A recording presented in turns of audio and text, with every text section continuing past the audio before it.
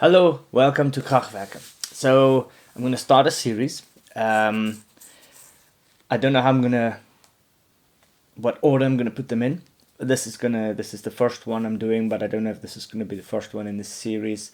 It is about what mics to choose. I see these questions constantly on Facebook groups. And they're all asking, oh, what mic is good for this? What mic is good for that? And it's obviously usually around home recording or small studios or beginners, etc., etc. So what I'm going to do is I'm going to show you the only 3 mics you really need. And you can literally do everything with it, and they sound great. So in a recording environment, you need to be able to record voice, close miking, room miking. You need to be able to record guitars with loudspeakers, or a violin, or an acoustic guitar, drums. You've got all these different things that you want to record. So what I'm going to do is I'm going to show you 3, dare I say, affordable microphones. But they're very good. They're very clear. They don't color too much. So you can apply them in nearly every scenario. You just have to know what the different mics do, so that you can then apply them to the right setting. So we're going to start off with the classic dynamic mic. A dynamic mic, the options are varied now. So I just want to see if I'm still in. Yeah. So dynamic mics, I don't really like them because of their they do have a proximity response, but what I don't like about them is that they're actually undynamic. What I mean by that is, like, you have to be really close, or you end up turning the gain too much, and you get all sorts of noise in the signal. However, they have their purpose. If you are, probably anytime you've sung in a band or anything like that, you'll end up with one of these dynamic mics. And the ones I would suggest is spend the money, they're not too expensive, on an SM58 or an SM57. And you also get copies now. You get the Pile Pro 58, and then also there's a 57 clone. Stag do a clone, the brand Stag. There's a couple of clones. I wouldn't get the Behringer ones. I don't think that they're very good. But considering they're around about £100, I would just get the Shure mics. One of the reasons I would suggest not going the cheaper brand is because I think that the SM57s and the SM58s actually do last. So it's one of those investments, and you'll have them for a long time. So you're not buying cheap and then buying again and again and again. You're buying one and you'll keep it. There are many other options when it comes to dynamics, and they get more and more expensive. But 57, 58 can't go wrong. 57, 58, as far as I understand, they're pretty much the same mic. They just have a different head on the top. So for example, this thing on the 58, they work extremely well on guitar cabs, close mics for certain drums, and I mean certain drums. I don't like them on drums, but they work on drums. Anything where you want to get really close and not have too much ambient noise being recorded. So they're fairly directional because they're so close mic. So that would be the option for the dynamic mic. Then you would also want to get these guys. The next one up, I would suggest, is actually these guys. These little pencil microphones. These are condensers. So this is a pencil condenser microphone. This is actually honestly one of my best, my main suggestions is the C2 from Behringer. They're tiny. They've got really good audio quality. Most of the time in the videos I actually use one right here. But I've actually also used them as overheads on drums. I've used them as a close mic on snare. They are really good for acoustic guitars. They're really good for violins, all these kind of things where you need something smaller to get close, but they're still a condenser mic. They have a pan, so you've got a low cut, and you also have a 10 dB attenuator, so minus 10 dB. They can take a fair amount of volume. I've also tested in front of a guitar cab. As long as you don't really try and break the house down, they work really well. And one of the nice things about them is they come in pairs. So you get a box like this. They come in pairs. Pencils really usually do. They're great for overhead miking,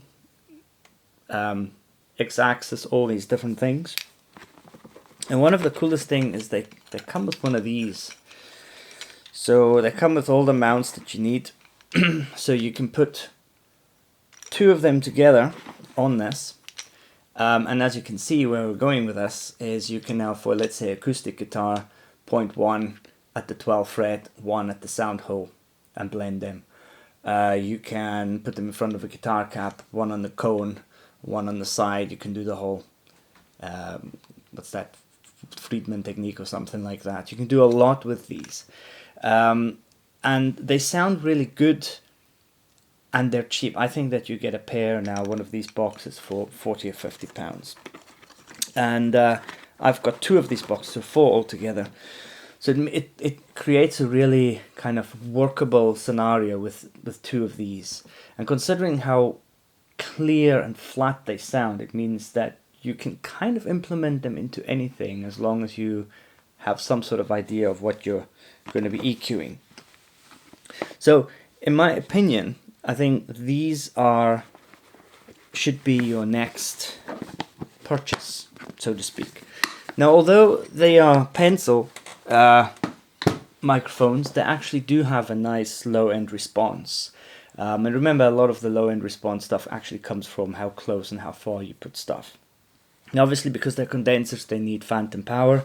I will make a video about the interfaces that you should get.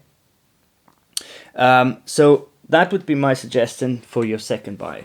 So, in fact, dare I say, this should be your first buy, because they're more versatile than these. So buy the pencil kits. You also get them from other companies, and they're all kind of okay. But these I can vouch for. Behringer is one of those companies where they've always had bad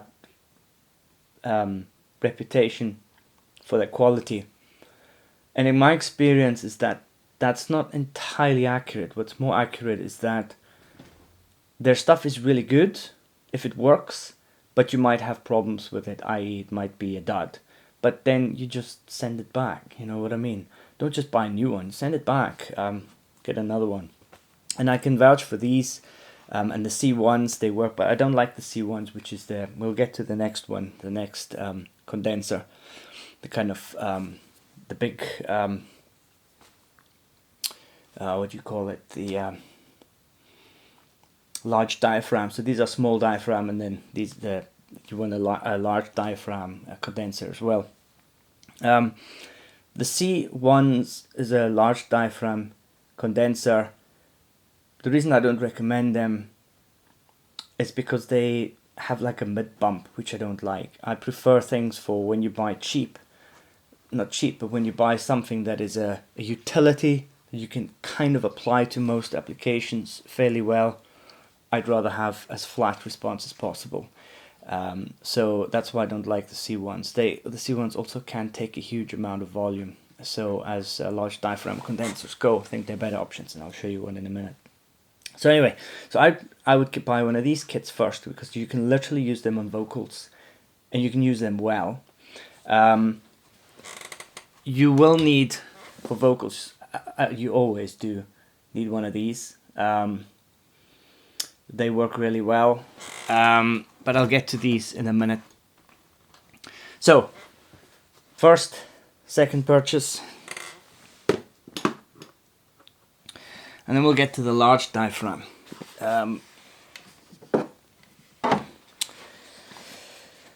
So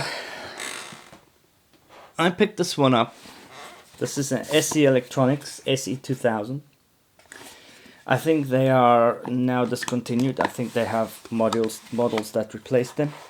Now these are the classic large diaphragm condenser microphones. You can pick these up quite cheap now on eBay and stuff, and as if good mics tend to last, so you can buy one secondhand. Obviously, I cleaned this up because if somebody else had a mic, you probably want to, I don't know, just clean it up a bit.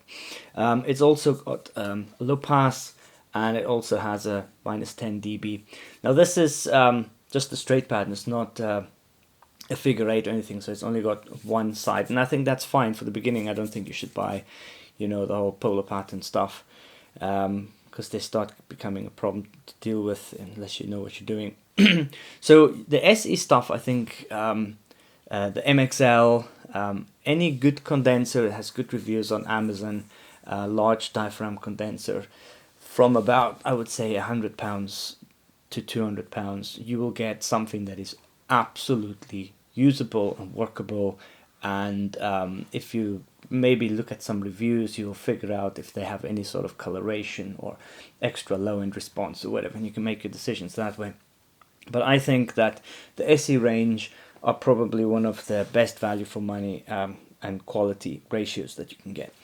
Now, you can use these on acoustics, you can use these as overhead, you can use these as room mics, vocal. They take a hell of a lot of volume, so you can even use them on guitar cabs and bass cabs. That is kind of classic condensers, just always check your levels.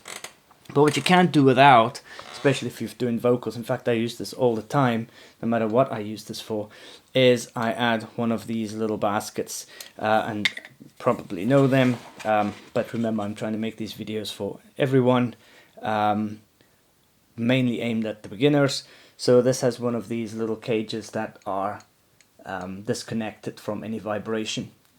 So you put this onto your mic stand, screw this in so your mic is kind of separate from any other vibration. And then I really like these. So I've got two. These are kind of pop filters. But what I like about these is that they are very easy to apply. So you literally just put them over. They're fairly cheap. You know you've got it and it's done. Now obviously it's a bit close, so I would suggest I actually use them together. What I use this one for is an extra shield, and this one to know roughly how far I want to be away from my microphone. So this double pop filter thing works really well. It rolls off the top end quite nicely, and it obviously stops the pops and the hissings and stuff. So I use these two together. These little things, you can find them on eBay. I don't know what they're called. I found them by chance, bought a couple, never looked back. These pop filters are cheap. You don't need to buy expensive, I don't think. These clip on, and there you go. So with this combination, you can see that you can also quite effectively use this on guitar cabs. Now, these are usually, well, they're basically designed to stop that plosives being too close to your microphone. But I find them quite good at actually controlling a bit of the kind of air and high end as well, especially when you use it with guitar cabs and stuff like that. And you can experiment, you know, using them on and off. So with all, now I've got a lot of other mics as well, but with these all together, they did not cost me more than £200. And I don't really, I'm not one of those gear people. If I have a microphone that works really well, has a good flat response, is noiseless, does what I need it to do, I'm happy. I'm not one of those looking for gear every 5 seconds kind of guys. So that would be my suggestion for microphones. Any questions? You know where they go, and it would be good if you could like and subscribe to this channel. Thank you very much.